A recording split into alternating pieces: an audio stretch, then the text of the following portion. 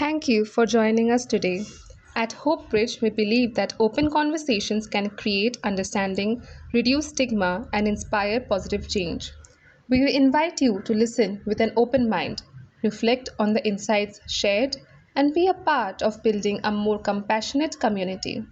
Good evening, everyone, and welcome to today's conversation hosted by Hope Bridge. We, the members of Hope Bridge, are a dedicated NGO driven by the mission of connecting hearts, changing lives through mental health support.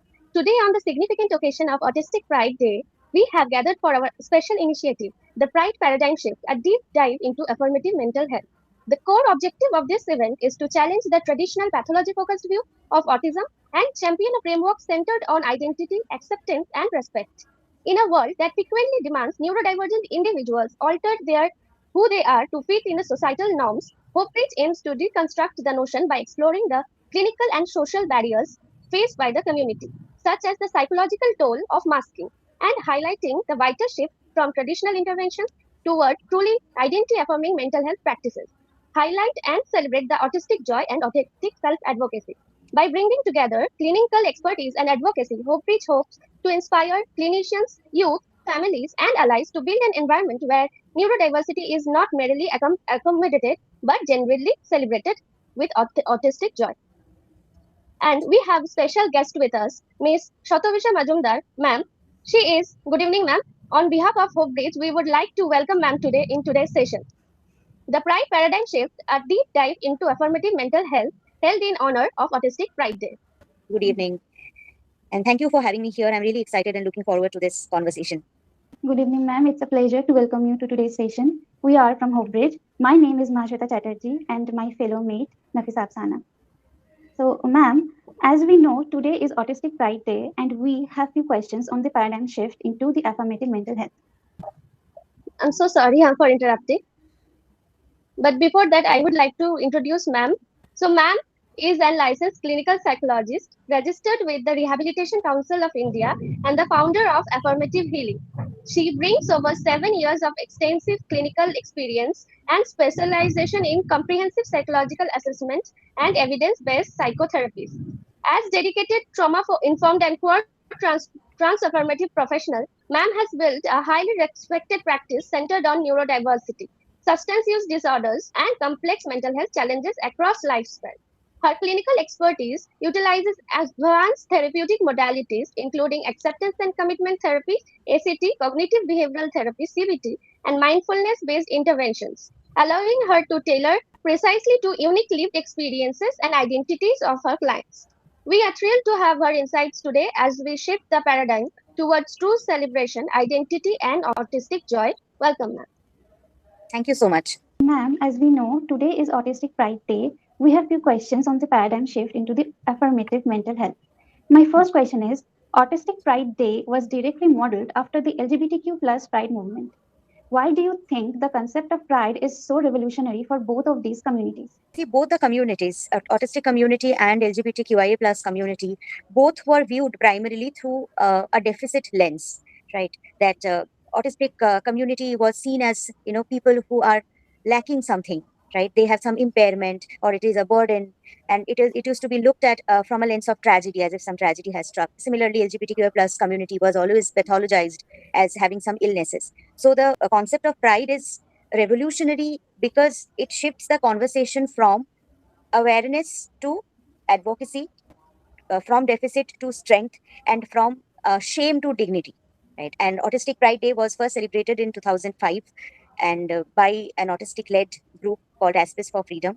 And the movement was not only meant to bring awareness, it was a declaration that autistic people also have the right to dignity, they have the right to define themselves and tell their own stories.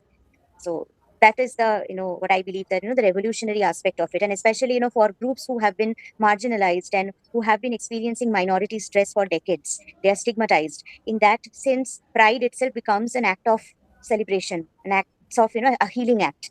So that's how it is so similar in both the communities. Thank you, ma'am. My next question is, the movement heavily uses the rainbow infinity symbol instead of the traditional blue puzzle piece. Can you break down what the infinity loop represents for the community? Yes, the infinity symbol represents the infinite diversity of autistic experiences and autistic ways of being. So, traditionally, previously, there used to be a symbol of blue puzzle piece, but that symbol was not taken in a good light by the autistic advocacy organizations, because it implied that as if something is missing, as if autistic people are incomplete and something is there which needs to be fixed or solved. The infinity symbol tells us that there is infinite way of being autistic, and there is completeness, there is no brokenness, and it is a total identity. It is a complete identity. It is not like a condition which you would outgrow over time. And the rainbow color, yes, it signifies diversity, intersectionality, and the connection. And in so many ways, like diverse ways, autistic people can contribute to the society. So moving on to the next question. If someone is hearing the term autistic pride for the very first time, how would you define its core purpose in just one sentence or few sentences? Okay. So, no, autistic pride is the belief that autism is a natural form of human diversity, right? Which deserve acceptance, which deserve accommodation, and autistic people, they deserve full participation in a society which is accessible, right? But historically, autism, as I was telling, it used to be seen from a medical model, a deficit model, like what the symptoms are, what to be treated, something to be cured. There is a shift here. So here it is, just as biodiversity enriches our ecosystem, similarly, there are so many ways of, no two brains are alike, so brains are different. So, taking pride in who you are, yes, autism can have significant challenges. Autistic people may have significant disability, but the source of disability is not being autistic because they are autistic. That is not the source of disability. The disability is coming from the environment, which is failing to accommodate to different human needs. So, autistic pride is, like not just making autistic people adapt to the society, but also make the society more inclusive, more accessible, more accepting. That was a very valuable insight. Thank you, ma'am. So my last question is that masking is hiding autistic traits to fit into a neuronormative world is incredibly common. So how does the current social landscape make masking a survival mechanism? And how does autistic pride challenge that? Okay, so masking is quite common in autistic community. So masking is, or camouflaging, it is like hiding or suppressing the autistic traits and trying to perform certain behavior to look more neurotypical, to fit into the world, to fit into the society. Because otherwise, people would be subjected to shame, harassment, bullying, and discrimination. So it is a constant attempt by an autistic person to try to fit to the society, which is not built keeping an autistic person in their mind, right? So it can include like forcing eye contact while talking, or remembering some social scripts, right? In a social situation, rehearsing any conversation, mimicking facial expression, hiding any sensory distress, or stimming behavior which is there. So trying to suppress the stimming behavior. And traditionally, these behaviors used to be, the masking behaviors used to be seen as success. Like if a person is successfully able to hide themselves or mask their autistic traits, that means it is like a progress. And, so the goal was also like that, to make them fit to the society so that they look less autistic. But it was probably helping them socially in managing social situations, but it was having a lot of psychological harm consequences, because it is a constant pressure of trying to perform, like pretend to be someone else who you are not, and that causes extreme burnout. So there is autistic burnout over time. Because of this constant masking, people have anxiety, depression, like a loss of authentic self, like who am I don't know who am I. And then people reach a breaking point where they completely crash and they cannot function anymore, and their coping skills completely crash. So that is the point. It is not a normal stress, regular stress. It is like coming from years of masking. And there is harm of masking also, in a way that some people, they become so skilled at masking or hiding over time that their needs are not seen, their needs are overlooked, because they try so much. And and what happens is that even if they go for diagnosis, because people think that okay, they are fine, right? So even if they need help and they need support, those support needs are completely overlooked. So it leads to delayed diagnosis also, and delayed care also. So as your question is that how pride is challenging that, pride is challenging this assumption that autistic people should not have to hide themselves or mask their autistic traits to fit to the society. So it is like your acceptance should be unconditional. It should not be based on that how well you can perform or how well you can pretend to be a neurotypical person. That is the shift again, that how we are looking at masking. That's a very valuable perspective. Thank you, ma'am, for sharing. Now I'm handing over the mic to Nafisa. Thank you so much, Mahasweta. It was really an insightful session. The ultimate goal of autistic pride is to change the society, not the individual. What is currently the hardest social barrier, whether in schools, workplaces, or socialization, that most of the people face today? Yes, there are many challenges, many like very significant challenges autistic people face. One of which I can say very hard thing is navigating the social situation and a persistent, misunderstanding. So traditionally, autism is seen as a condition where you lack a lot of skills. So it was believed that autistic people, they lacked social skills, they lacked empathy, they lacked theory of mind, they cannot understand other people's emotions. So this was the traditional view.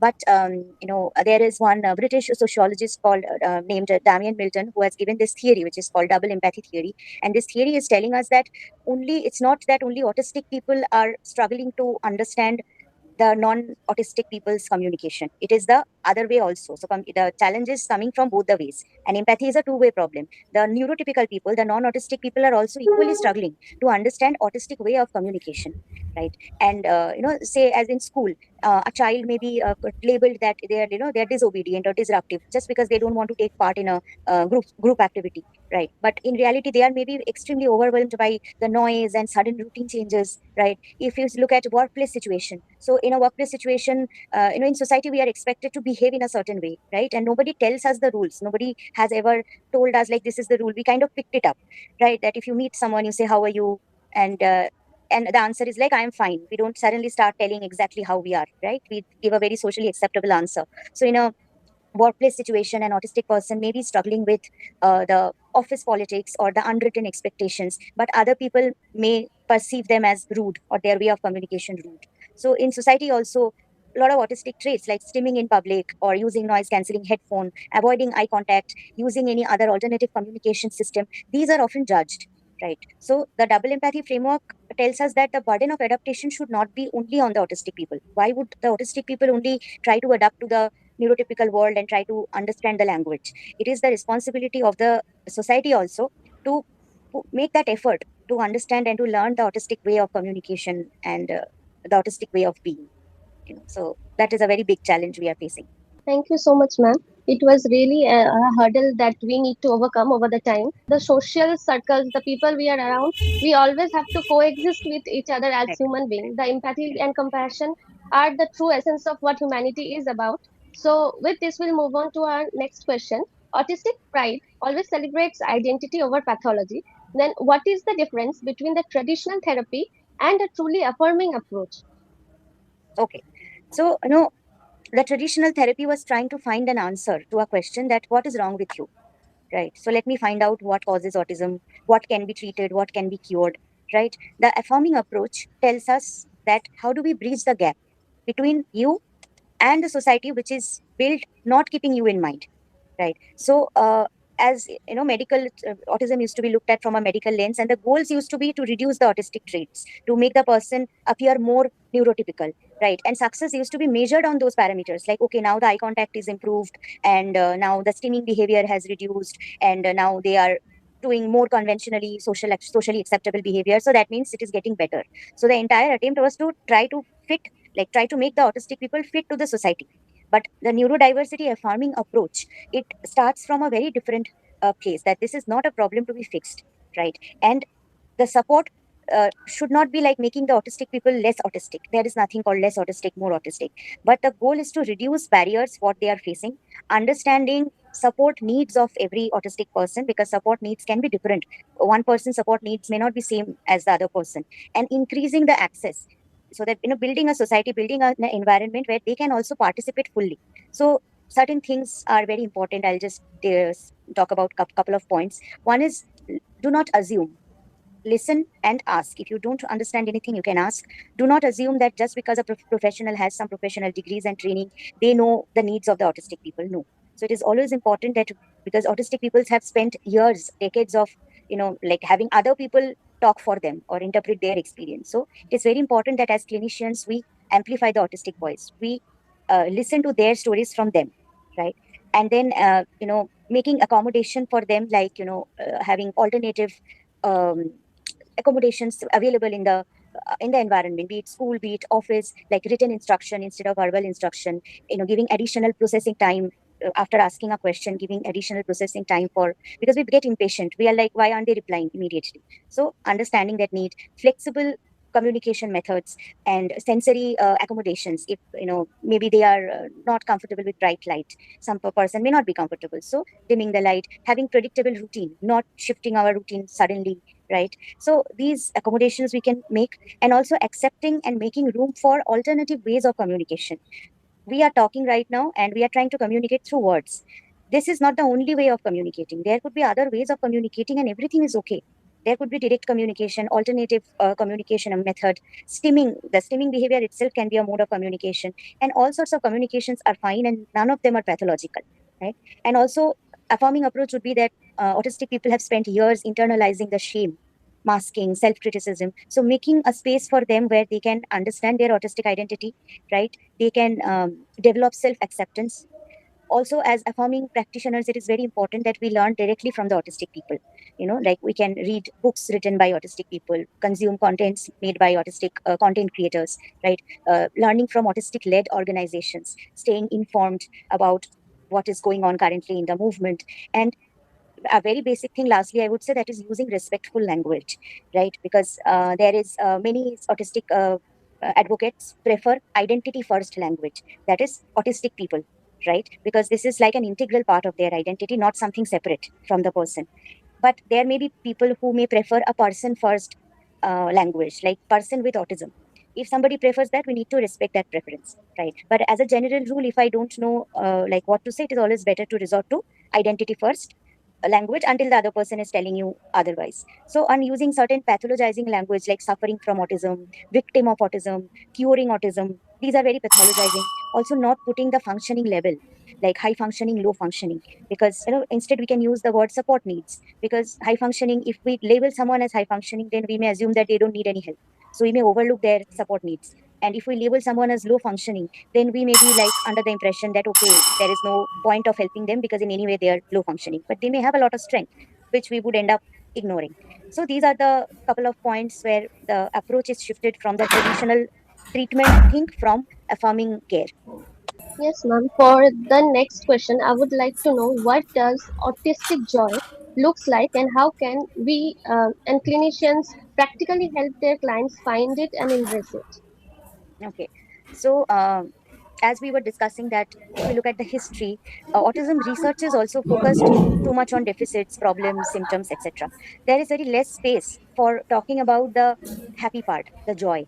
So, autistic joy is the pleasure, the meaning and fulfillment an autistic person receives when they are able to engage authentically with the environment without having to pretend, without having to mask their behavior. So, it could look like, being able to deeply engage in their special interests, or where environment where they can do stimming behavior freely, nobody is judging them, right? They can experience sensory pleasure, they can connect with other autistic peers, and they are accepted and they are understood as they are, they don't need to mask. So autism is not only a source of distress and disability and challenges, it can be a source of joy also. And many autistic people have they may have special interests, they may have some skills which could be very helpful, which could bring a unique perspective. So all those things can be like an important source of meaning and purpose. So in 2025, the Pride theme was that autistic joy is revolutionary. So it is like it's like a revolution where you are not just talking about the problems, the challenges. Here, authentically being who you are, that itself is an act of resistance. So that is the concept of autistic joy. Yes, ma'am. It was indeed a word that really says who we are, accepting ourselves as we are. For the next question I was curious about was the role of culture and society as a whole in accommodating the autistic, accommodating ourselves as well as the autistic people as we see. So, what steps can we take, and what role the culture plays in it? Okay. So again, culture is there are so many cultures, right? So, but overall, if we look at the entire scenario, that irrespective of culture, how autism was looked at, right? And as if this is very different, this is odd, this is weird, right? So, a big cultural shift is needed. Social way of the way we look at as a society, the way we look at autism that vision needs to be changed as we are talking about neurodiversity, that this is not like a problem to be fixed. This is a situation, this is a person's identity. So nothing to be fixed here. So you can make your, we can make the neurotypical people. It is our duty also to create the environment, create our society in such a way so that everyone is welcome, every identity is affirmed. Because there are, there is intersectionality in autism also, because there are queer autistic people, there are transgender autistic people, there are autistic people with intellectual disabilities, there could be autistic people with some other physical disability. So we'll have to keep in mind the intersectionality also. And as I told, that do not assume anything. Always listen to them, let them talk, do not talk for them, right? Let amplify their voice. Even if you are an ally, you really want to, you really care and you really want to help autistic people, you just listen to them and understand what their needs are. And accordingly, you create that space where those needs can be met. It's not that automatically I'm assuming that, okay, you might be needing this thing, particular thing. You may be needing dim light, right? So it is not for me to assume. I can always ask the person what makes them comfortable, right? So if we look at society at large, and also micro environments where we live in, like home, locality, our city, our state, in any subsection of the society, change is needed at all levels. And also when I say all levels, it includes policy changes also. It includes administrative changes, legal changes, right? So that is also very important. Thank you so much, ma'am. For my last question, I would like to know what gives you the most hope for the future of autistic pride movement, and what is your closing message to any autistic individual who is still struggling to find their sense of pride today? Okay. So hope is, these days, what gives me hope is that people are increasingly, they are you know having conversations about autism. And many decisions which were made about autistic people before, historically, if we see that a lot of decisions, a lot of policies, a lot of things are happening which would directly impact the autistic people, but they are not the ones who are in the decision making team. So they are not included in the decision making. They are the stakeholders. They would be directly impacted by the changes. It may be some policy changes, educational scheme, healthcare system, but their voices were not heard. Other people who are non-autistic people, professionals, researchers, educators, policymakers, they are making all decisions, right? So now the hope is that there is growing self-advocacy movement, that there is the slogan is nothing about us without us. So autistic people are increasingly taking part in researches. Previously, the researchers were like, I'm doing research on autism or on autistic people, right? Maybe to find out the causes of autism or to find out cures for autism. But now, the focus is different. It is like, I'm not researching on autistic people, I'm researching with autistic people, right? All the workplace policies. So if you see that many places, many corporates, big organizations, if you look at their policies on paper and pen, they have a lot of policies, they have a lot of inclusivity, diversity policies. But if you look at the ground reality, very few of them are being implemented actually on grassroots level. So it is all on paper, official. So the shift is very important, where autistic voices are recognized, and because they will be most affected by the policies, by these changes, so they would decide, they must be included in the decision making. And the like constant advocacy is needed, and also systemic change is needed. And moving beyond awareness, we are aware, we know, okay, what else, what next, right? And in this year also, like in 2026, today itself, 18th of June, the autistic pride movement, they have talked about 6 demands campaign. So it is like they have 6 demands, and which is, which calls on the government, the employment institutions, organizations, that you have to move beyond symbolic inclusion just on paper and pen. You have to move beyond that, and you have to address the actual real barriers, and you have to change the environment, bring about some actual real changes. So that is a big hope, that the autistic voices are, now we are able to hear, right? What is your closing message to any autistic individual who is still struggling to find their pride, sense of pride? Okay, okay. So anyone who is struggling to find pride in their identity, in their autistic identity, I would tell them that, pride doesn't mean that you have to deny your challenges and you have to pretend that no disability is there. Yes, autism can cause a lot of significant challenges, sensory overload and communication barriers, a lot of challenges you may face. So pride is also acknowledging that, yes, I have challenges. Yes, I may require needs. I may require support, but at the same time, I am deserving of dignity. and I am proud of who I am. I am proud to be who I am. So even if you are struggling, you deserve respect, human respect. Everyone deserves that. You deserve unconditional acceptance, where you don't have to pretend to be someone else. You don't have to hide or mask your autistic traits, your way of being, thinking, communicating. You don't have to change it. And you deserve accommodation in the society, and where you deserve to be included in everything.